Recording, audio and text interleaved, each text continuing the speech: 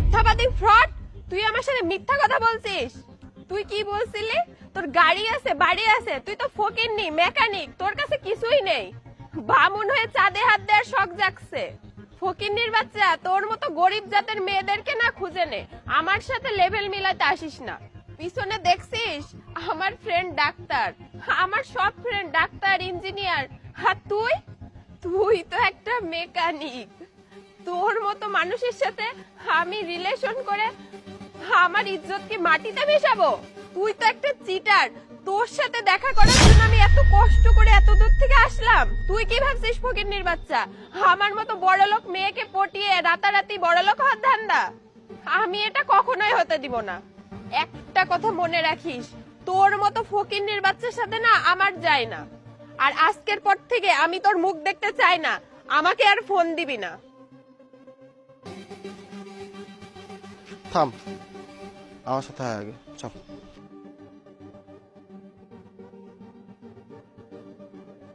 তুই জানিস কাকে কি বলছিস? ও আমার বন্ধু, ছোটবেলার বন্ধু। ও আসলে এমন কাউকে খুঁজছিল যে ওর টাকা পয়সা বাড়ি গাড়ি ধন সম্পদ এইগুলো দেখে ওকে ভালোবাসবে না, ওকে ভালোবাসবে। এগুলো সবটাই আমি আগে থেকে জানতাম, কিন্তু তোকে কিছু বলিনি। তোর মনটা যাচাই করারও তো একটু দরকার আছে। আর সবচেয়ে বড় কথা হচ্ছে, ও এমন একটা মানুষ, ওর কোটি টাকা থাকতে পারে কিন্তু চলে রাস্তার 2 টাকার ভিখারিদের মতো। খুব সাধারণ, সাদাসিধে, সাদা মনের মানুষ, যার কারণে তুই ওকে দেখে এরকম ধারণা করেছিস। যাই হোক, আমি যতটুকু জানি ও তোকে আর বিয়ে করছে না, বিকজ ইউর ফেইল্ড। তুই ওকে ভালোবাসিস না, ও টাকা পয়সা ধন সম্পদ এগুলোকে ভালোবাসিস। একটা মানুষের টাকা পয়সা সব না, মনটাই সবচেয়ে বড় জিনিস। এটা তোর বোঝা উচিত ছিল।